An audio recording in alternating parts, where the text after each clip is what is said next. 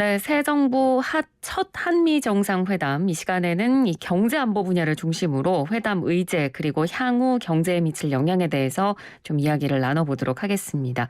YG경제연구소 차용주 소장 전화 연결돼 있습니다. 소장님 안녕하십니까? 예, 안녕하십니까. 차영주입니다. 일단 보통 정상회담 할 때 지금까지 저희가 들었던 의제들하고는 이번에 좀 특이점들이 있어서 예. 좀 생경하다는 느낌도 들고요. 지금까지 의제들이 나왔을 때는 항상 정해진 내용들이 있었는데 이번에는 경제 안보가 굉장히 핵심 의제로 떠올랐거든요. 예. 경제 안보를 좀 포인트로 두고 이번 회담이 열리는 거 일단 어떻게 보고 계세요? 어떻게 보면 미국발 이런 어떤 이슈다라고 말씀드릴 수가 있겠습니다. 무슨 얘기인 거 아니? 우리가 이제 과거 트럼프 대통령 때 중국과의 어떤 그 분쟁을 처음 시작하면서 1940년대 만들어 놓은 어떤 그 자국의 안보에 따라서 그 안보라는 개념이 포괄적인 개념이긴 하지만 자원과 관련된 안보와 관련해서 이제 중국과 이제 싸우기 시작했죠. 네. 우리가 그전만 하더라도 어떤 경제라는 것들은 자유무역에 대한 어떤 기반을 해서 서로 간에 상호 호혜적인 그런 부분들이 있었습니다만 트럼프 대통령이 몰고 온 어떤 그 자국의 어떤 경제 안보라는 개념들이 나타나면서 이제 그런 개념이 어디까지 확장됐냐라면 각국이 갖고 있는 지금 자원에 대한 부분들까지 이제 확장이 됐다라는 거죠. 일단 지금 바이든 행정부가 갖고 있는 가장 큰 아킬레스건이라고 본다라면 미국 경기에 대한 부분들 이런 것들을 온전하게 굳건하게 토대를 닦아야 되는데 지금 다양한 부분에 있어서의 밸류체인이 꼬이기 시작했다라고 보여지는 거죠. 네. 특히 미국의 경제에 있어서 가장 큰 밸류체인을 담당했던 중국과의 관계가 틀어지면서 미국은 새로운 밸류체인을 형성해야 되는 어떤 과제를 떠안았다라고 보여지고요. 그런 부분들 때문에 바이든 대통령이 직접 더군다나 이 중간 선거를 앞두고 이런 것들에 이제 올인하고 있는 게 아니겠는가 그런 흐름들을 읽어내야 될 것 같습니다. 네.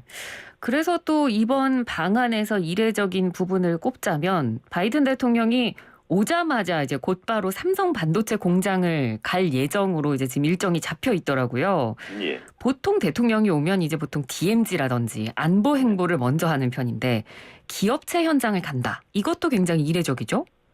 그런데 이례적이지만 시대 흐름으로 읽어내야 될 것 같습니다. 과거에 우리가 DMZ 같은 경우는 어떤 양 진영에 대한 싸움의 어떤 그 상징적인 의미가 있었죠. 그리고 이제 우리나라에 많은 미국 군인들이 들어와 있기 때문에 미국 대통령으로서 최전선에 이제 간다라는 어떤 그런 의미가 있었습니다만 우리가 지금 전임 대통령의 어떤 그러한 것들 저는 그 부분을 인정해야 된다고 보거든요.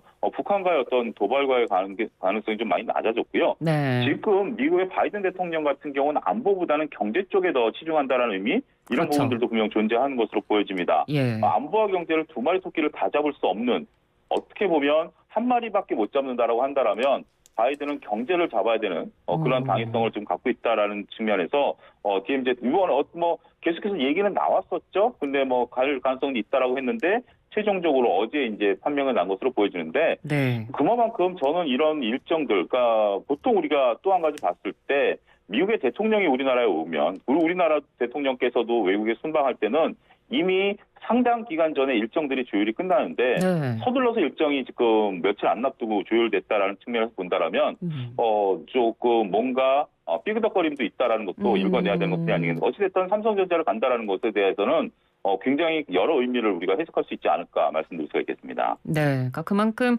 이 바이든 대통령이 이번 방안은 완전히 이제 경제 행보에 포커스를 맞춘다라는 의미이기도 하고, 그리고 그만큼 이제 지금 반도체 수급 상황이 전 세계적으로 불안하기 때문에 한 나라의 대통령이 이렇게 직접 나서서 다른 나라의 기업체의 어떤 공장을 방문한다는 것도 저희가 좀 의미 있게 봐야 될 것 같고요. 경제단체장들하고 이제 환영 만찬도 하고 이런 부분도 진짜 경제 행보에 정말 많이 포커스를 맞추는구나라고 저희가 읽어도 되겠죠. 근데 지금 바이든 대통령이 왜 우리나라에 오는지를 아셔야 됩니다. 네. 갑자기 지금 우리나라 윤석열 대통령이 취임하신 지 얼마 안 된 상태에서 바이든 대통령, 그러니까 윤석열 대통령 당선 어떤 취임식에 보통 높은 급이 오시는데 우리가 참 아쉬운 점이 그거죠. 부통령의 남편께서 오셨다라는, 그러니까 그렇죠. 미국에 있어서 어떤 공식적인 직함이 없으신 분이 오셨다라는 것을 보게 된다라면 우리는 상당히 좀 안타까운 점을 표명할 수 없겠죠. 네. 그럼에도 불구하고 바이든 대통령이 윤석열 대통령이 취임하신 지 한 달도 안 돼서 온다라는 것은 우리나라를 위해서 오는 게 아니고요. 일본에서 열리는 IPEF 회의를 오는 과정에서 네. 들으시는 거죠. 네. 근데 이 회의가 경제 회의거든요. 그러니까 지금 미국이 주도하는 경제 체제 회의를 지금 이제 처음으로 만드는 체제에 네. 그런 것에 대한 대통령의 행보라는 거죠. 바이든 대통령이 우리나라와 외교 관계를 통해서 우리나라를 오기 위해서 오래전부터 어떤 공을 들였던 사항들이 아니라 네. 바이든 대통령이 아시아를 지금 오면서 새로운 경제 체제를 구축하는 과정의 일환으로서 우리나라에 오는 것이기 때문에 지금 이번에 바이든 대통령의 일정은 오로지 경제 쪽에 포커스가 맞춰져 있다. 그런 식의 해석이 가능할 것 같습니다. 네. 그러니까 방금 얘기해 주신 그 미국 주도 경제 협의체 얘기가 나왔으니까 그 부분 추가적으로 좀 여쭤보겠습니다. 그 이제 미국이 지금 주도하고 있는 협의체 이름이 인도 태평양 경제 프레임워크 IPEF라고 하는데 네. 그러면 여기에 대한 참여 논의를 이 윤 대통령과의 정상회담에서도 좀 어느 정도 하게 될까요? 우리나라 이미 참여를 선언했고요. 네. 이 회의에는 이제 화상으로 참여하는 것으로 지금 정리가 된 것으로 알려지고 있습니다. 네. 이거는 뭐냐면 지금 앞서 언급드렸던 그 미국과의 중국과의 어떤 그 자유무역 형태 이런 것들이 현재 지금 삐그덕거린다라는 거 아니겠습니까? 네. 전 세계에서 가장 황금 노선이라고 불리우는 항로가 상해 LA 노선입니다. 이게 이제 전 세계에서 가장 많은 컨테이너가 움직이는 노선이고요. 이에 따라서 우리나라 HMM이라는 이런 주가들이 많이 올랐는데 네. 지금 이제 중국에서 어떤 밸류체인에 대한 부분들 앞서 언급드렸던 부분들이 되니까 새롭게 이제 미국이 밸류체인을 만들어내겠다라는 겁니다. 예를 들면 이런 거죠. 삼성전자가 A라는 협력업체와 좋은 관계를 맺어왔습니다만 A라는 협력업체랑 갑자기 삐그덕거리기 시작하면 BC 협력업체를 찾아야 되는 거죠. 네. 그러한 일환으로서 바이든 대통령은 지금 우리나라, 일본, 호주, 인도 이런 나라들을 통해서 하고 있고요. 중국은 여기에 대해서 굉장히 불편한 심기를 좀 드러내고 있다는 점도 우리가 읽어내야 되고요. 네. 어쨌든 지금 미국이 주도하는, 그러니까 미국이라는 강력한 경제 체제를 가진 나라에서 밸류체인에 대해서 너네들이 들어와라라고 한 부분들이기 때문에 네. 여기에 대해서는 어떤 정치적인 해석, 경제적인 해석 이런 것들에 대한 어떤 절묘한 운용의 묘가 필요한 상황이 아니겠는가도 덧붙여서 말씀을 좀 드릴 수가 있겠습니다. 네. 자, 그리고 이번 이제 한미 정상회담에서 논의가 될 다양한 의제들 중에서 요즘 워낙 환율이 많이 치솟고 있기 때문에 일각에서는 한미 통화 스와프 문제도 좀 거론해야 될 필요가 있다라는 얘기도 나오거든요. 이 부분은 어떻게 보십니까?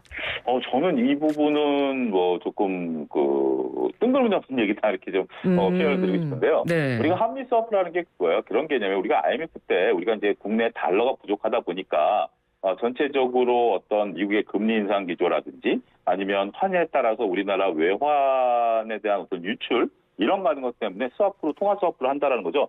통화 스와프라는 개념은 마이너스 통장의 개념입니다. 서로 마이너스 통장을 만들어 놨다가 각각 필요할 때 자국의 어떤 통화를 서로 인출할 수 있는 그런 부분들인데요. 네. 지금 우리나라 외환보유고는 글로벌 5위 안에 들어가는 정도의 상당 부분 외환보유가 넘쳐나오는 상황이고요.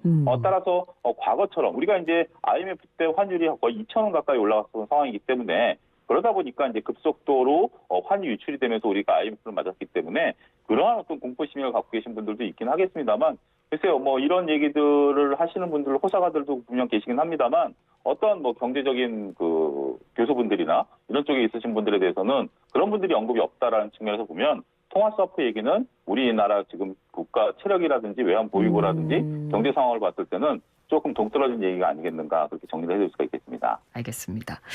자, 그러면 회담 이후에 시장의 반응도 좀 궁금한데요. 그래서 회담이 열리다 보니까 한미 정상회담 관련주, 최대 수혜주, 대북 관련주 이런 이야기들 좀 나오고 있거든요. 주식 시장은 어떻게 전망하고 계십니까?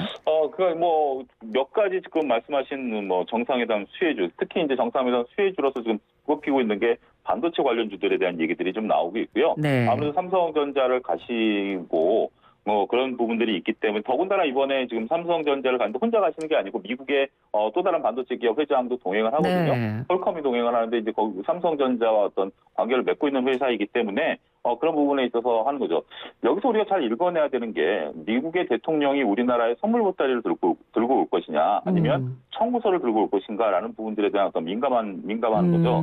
지금 미국 같은 경우는 자국의 반도체 산업을 키우기 위해서 미국 의회에서 2월 달에 반도체 관련 특별법을 제정을 했습니다. 네. 그러니까 지금 반도체라는 것이 우리가 지금 뭐 전 세계 반도체가 공장에 나와 있습니다만 전 세계 1위는 삼성전자가 2위가 하이닉스입니다. 3위가 엔비디아인데요. 물론 이제 이런 것들만 놓고 봐서는 규모가 좀 다르고 만들어내는 것도 다르죠. 네. 반도체라는 게 워낙 복잡하기 때문에 우리는 메모리 쪽에 강하고요. 엔비디아 같은 경우 시스템 반도체에 강한 뭐 이런 거다라고 좀 구분을 해드릴 수가 있겠습니다. 어찌됐든 지금 반도체라는 것에 대한 쓰임새가 좀 많이 커지다 보니 두 가지죠. 지금 이제 반도체에 대한 원활한 공급에 대한 필요성도 있고요.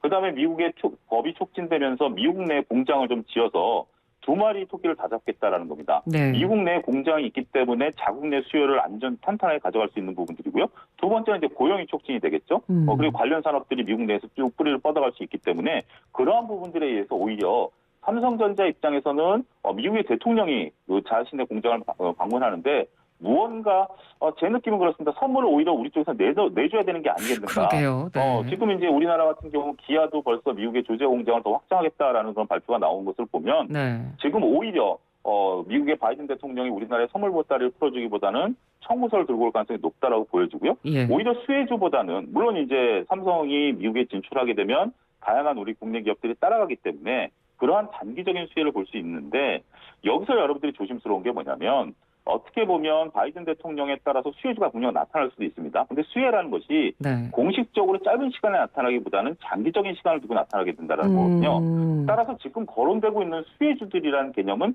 테마주 성격이 강하고요. 네. 테마주는 언제 그랬냐는 듯이 올라갔다 다시 바로 떨어집니다. 그렇습니다. 그런데 일반 투자자들이 가장 어려운 게 올라갈 때는 내가 이 테마에 동참해야지라고 살 수 있습니다만 서로 내가 샀을 때 떨어지면 손절매를 못하는 게 또 현실이거든요.